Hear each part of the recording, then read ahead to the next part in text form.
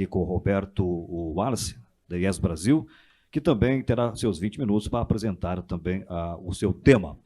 Lembrando que no final nós teremos então a participação das 4 autoridades aqui e a pergunta, por favor, já depois você levanta, sinaliza com a mãozinha, nós vamos estar filmando você. Caso você não quiser fazer a pergunta com o microfone, escreva no papelzinho e traz para eles aqui então responderem, tá certo? Vamos então receber o Roberto Wallace para a sua apresentação. Vamos lá, por favor. Nós vamos falar sobre a questão do reativo, da compensação de reativo quando eu tenho uma instalação fotovoltaica, tá? E também como a IES Brasil pode, né, colaborar com o integrador em situações assim um pouco atípicas, né, na vida do integrador, quando eu saio do ambiente residencial e vou para um consumidor do grupo A ou optante B. Tá? Então nós vamos recordar aqui alguns conceitos teóricos e no final eu vou mostrar um case uma questão que a gente resolveu do problema do reativo quando eu tenho uma instalação fotovoltaica. Então lembrando lá do curso técnico, da faculdade, né, em corrente alternada nós temos 3 potências no circuito, né, que é a potência ativa, que é aquela que realmente produz trabalho, a potência reativa, embora ela não produza trabalho, ela existe no circuito, não tem como, e a potência aparente, que é a soma vetorial dessas 2 potências, tá? Que é aquela que você utiliza para dimensionamento do seu circuito, dos seus cabos, dos seus transformadores, etc. Tá? Então nós vamos trabalhar, né, lembrar desse conceito dessas 3 potências. Então qual o problema do baixo fator de potência, né? Deixa que eu pulei. Qual o problema do baixo fator de potência, né? Qual o problema da potência reativa para o sistema elétrico, né? A potência reativa no sistema elétrico ela tem um efeito de aumento de perdas, uma vez que a corrente, né, que é maior quando eu tenho um fator de potência mais baixo para a mesma potência ativa, né, ela circula no circuito, ela ocupa, né, espaço no circuito, certo? Então ela cria aumento de perda, eu tenho que sobredimensionar meu circuito, queda de tensão, e aí o que afeta, né, no bolso, que é a cobrança de reativo excedente. E por que é cobrado isso? Tá? Naturalmente, em face desses danos no sistema elétrico, né, nesses problemas que causam a potência reativa, a legislação faz o quê? Ela estabelece um limite mínimo do fator de potência, que hoje é de 0,92, para que os consumidores do grupo A e optantes do grupo B tenham uma cobrança do reativo excedente quando eu não atingir esse limite de fator de potência. Tá? Quem regulamenta isso aí é a Resolução 414. A concessionária malvada, ela cobra reativo excedente porque ela quer? Não, porque ela pode. Porque ela deve, porque isso cria problema para o sistema elétrico. Não só dela, como o sistema elétrico como um todo. Tá? Então, optante B. Muitas vezes o integrador vai lá, não sabe que o cara é optante B, vê lá o transformador, tal, vai lá, faz o sistema fotovoltaico e não se atenta a esse detalhe do optante B. Ou mesmo quando é do grupo A, até porque a fatura, como o nosso amigo aqui da SolarView mesmo falou, a fatura de energia é meio chata de ser, né, compreendida. As concessionárias utilizam várias nomenclaturas diferentes, isso aí atrapalha um pouco a vida do integrador. Quem causa o baixo fator de potência? A carga. Tá? A carga causa o baixo fator de potência. Normalmente motores subdimensionados e transformadores. Às vezes eu tenho sistemas fotovoltaicos com alto transformador e ele fica à noite lá ocioso porque o sistema parou de injetar potência. Então ele pode ser também um causador do baixo fator de potência. A gente vai ver lá na frente alguma coisa sobre isso. E o motor, os motores também, reatores, hoje já não se utiliza mais reatores eletromagnéticos, né? As lâmpadas estão caindo em desuso, mas ainda tem muita instalação com esse tipo de reator. E os motores que nunca, né, é muito difícil o projetista da máquina conseguir calibrar o motor para que ele trabalhe sempre na máxima. Aqui era para ser uma curva de desempenho do motor, tá, gente? Faz de conta que vocês estão enxergando. Tá? A gente vai ver que o fator de potência, né, quanto mais baixo o carregamento do motor, piora o fator de potência. Tá? Então, muitas vezes, você vai encontrar motores subdimensionados. Subdimensionou de propósito? Às vezes sim, muitas vezes não. Tá? Há casos que eu preciso ter um alto torque de partida, mas depois que o motor entrou em regime, a potência dele em regime é muito mais baixa, e com isso eu tenho um baixo fator de potência. Então, é um problema que tem que se conviver. Tá? Perdão. Bom, como que essa, né, é cobrada essa energia reativa? Eu trouxe uma formulazinha muito simples, tá? Não se assusta, ela vai cair depois na hora do sorteio, vai ter que resolver. Não, gente, ela só faz o seguinte, depois eu tenho um exemplo numérico do final que fica bem mais fácil. Tá? Ela só diz o seguinte para a gente, que a energia reativa depende da energia ativa consumida naquele instante, prestem atenção. A energia reativa é faturada por hora e não a cada 15 minutos com uma demanda. Isso é outra coisa que traz para a gente. Tá? E uma coisa muito interessante, pequenas diferenças entre o fator de potência de referência e o fator real podem conduzir a uma cobrança grande no final das contas. E a gente vai ver por quê. Tá? Então, são esses 3 fatores que influenciam aí para você ter que pagar o reativo no final do mês. Aqui uma conta de energia, né, da nossa querida CEMIG, em que o cliente estava sendo faturado aí com uma bagatela de R$ 1.500 de reativo por mês. Tá? Nós já tivemos estudos, sem brincadeira, o cliente já pagou R$60 mil num ano com potência reativa, com energia reativa. Jogando dinheiro fora, jogou um carro popular fora. Pode parecer absurdo, né? Mas é o que mais a gente encontra. Hoje, em 2021, tem gente que tem contrato de demanda mal calibrado e paga multa de fator de potência. Pode parecer muito bizarro, mas é verdade. Tá? Infelizmente. Tem um campo de trabalho muito bom aí, para quem quiser pegar. Tá? Então, qual que é a solução? Tem uma solução? Tem. A solução é a instalação de banco de capacitores. Solução consagrada, conhecida, né, do nosso meio, uma solução muito tranquila de se aplicar. Existem vários fornecedores, uma solução simples. E muitas vezes não é aplicada por desconhecimento mesmo. Tá? Com essa correta aplicação, a energia reativa passa a circular entre capacitor e carga e não mais ocupando espaço no sistema elétrico. Tá? E depois a gente vai ver por que correta aplicação. Tá? Porque se eu colocar capacitor à torta e à direita, eu crio problemas. Né? Eu vou ter a cobrança, aí vai acontecer o contrário, né? Eu vou começar a injetar reativo capacitivo, vou ter uma cobrança desse reativo, aí o que era o remédio virou veneno, e vou ter uma elevação de tensão também como uma consequência. Tá? Então, o capacitor não é para ir fazendo a torta direito. Ah, instala lá, dá certo, mas pode dar errado. Tá? Por isso que a gente faz estudos para que eu consiga um melhor dimensionamento, a melhor forma de controle, correto? Muito bem. E aí, o que isso aí, tudo dessa coisa toda, tem a ver com a fotovoltaica? O que isso tem a ver? Tem muito a ver por uma seguinte questão.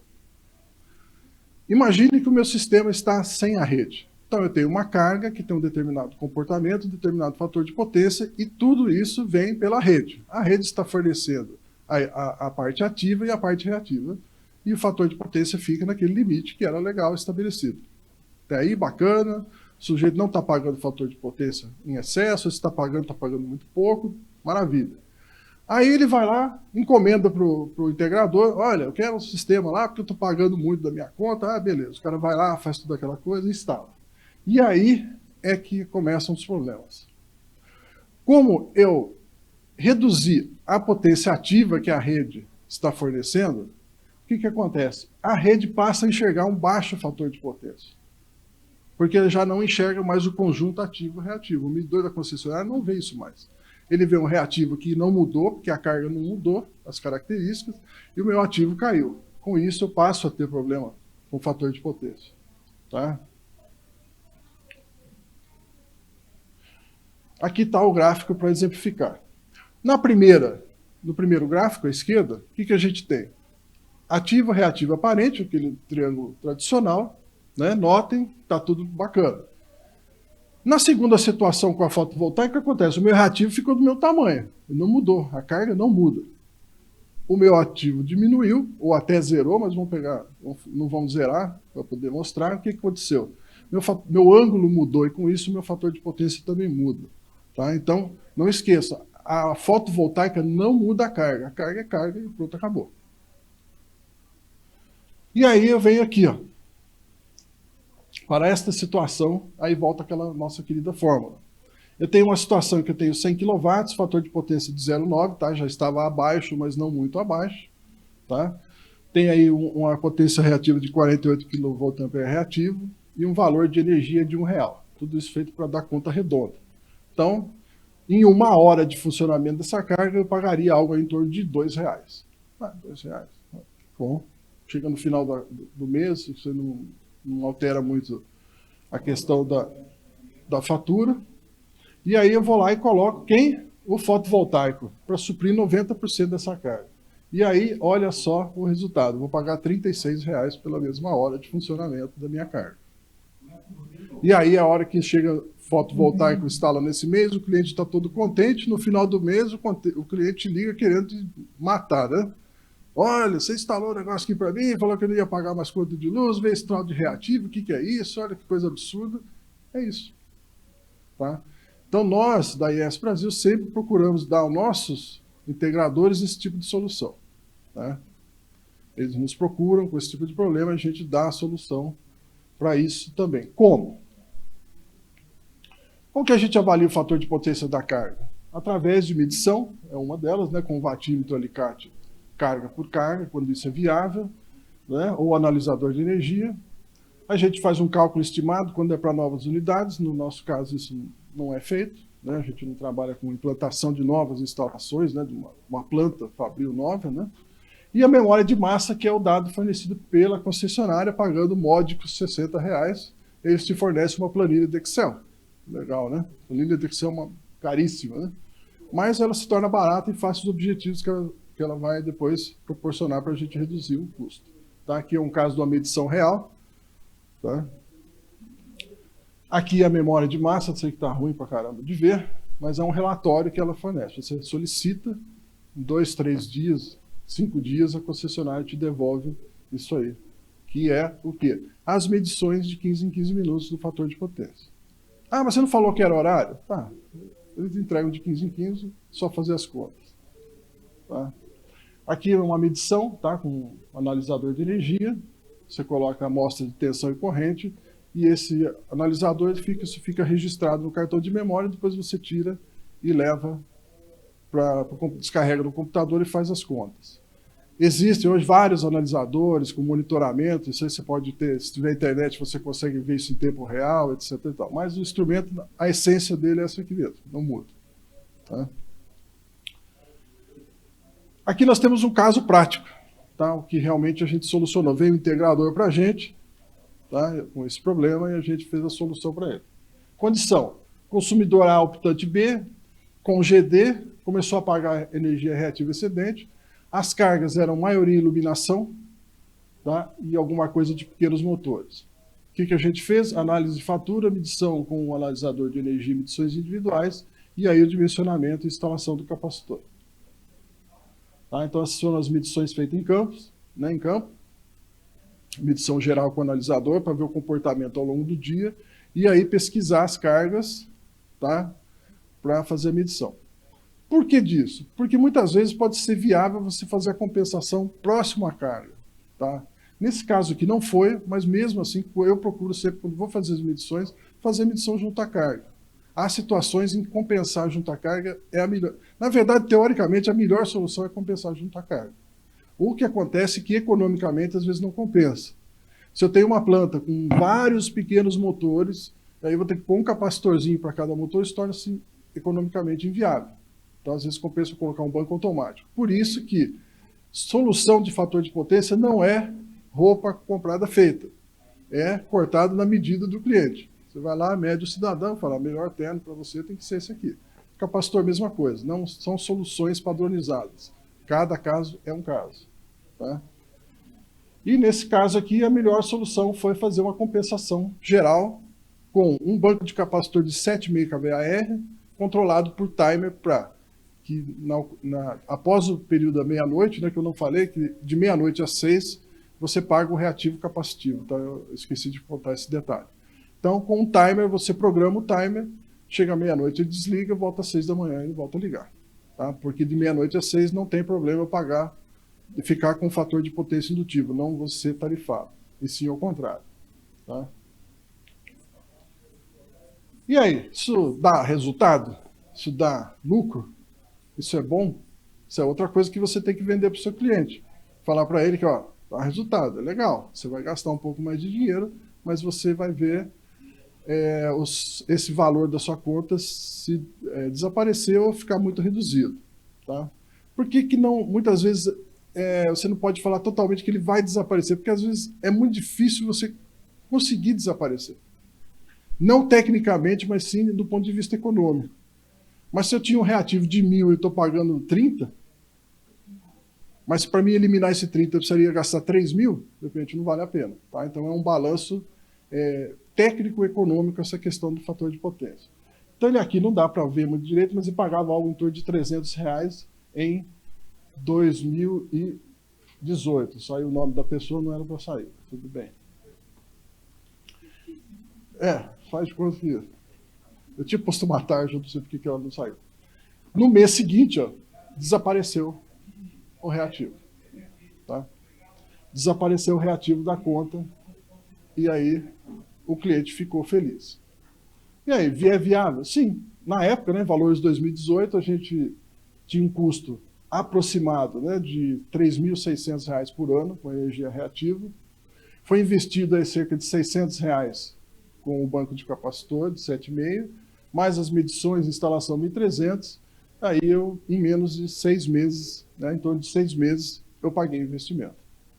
Então, é uma boa. Só paga a multa de reativo quem quer. Não justifica.